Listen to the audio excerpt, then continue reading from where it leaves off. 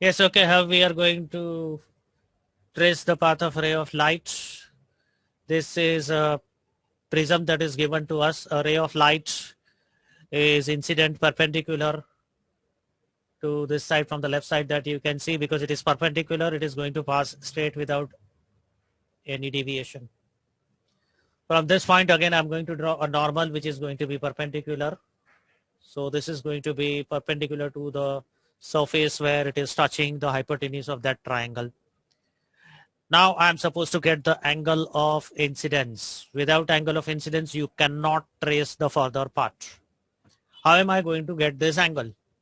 Now this is 60 degrees. It means this angle is 30. It means this angle is again 60 degrees because this is a right angle. Okay. 60 degrees is more than 42 degrees, more than critical angle of glass. Therefore, total internal reflection is going to take place. So angle of incidence is equal to angle of reflection. It is going to follow this path. Approximately I'm drawing it. So this angle is also going to be 60 degrees. Now it is touching. This is the point of incidence. Now from here again I'm supposed to draw the normal. So I'm drawing a perpendicular this way. We'll draw of course with the scale. Now how much is this angle of incidence with the normal? This is the angle of incidence that I'm supposed to find.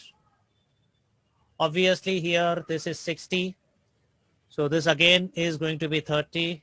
This angle will be 120. Out of that, I'm going to subtract this is 90 degrees.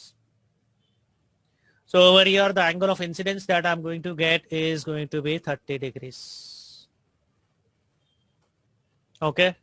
Angle of incidence is 30 degrees, which is less than 42 degrees, less than critical angle of glass. Therefore, refraction is going to take place. The ray of light is traveling from glass to air. That is from denser to rarer medium. So it has to bend away from the normal. So it will bend away from the normal. This angle will be such that it is going to be greater than 30 degrees. This is the path of ray of light that has been traced. First, initially, it is passing straight because it is perpendicular to the refracting surface. The second ray that continues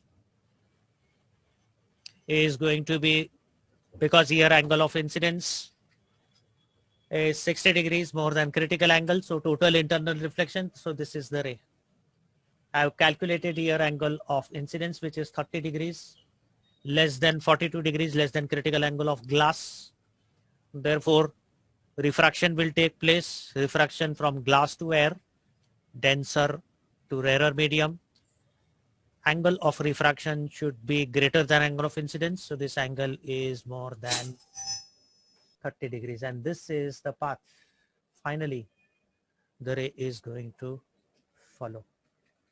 If you have any questions, you can ask me.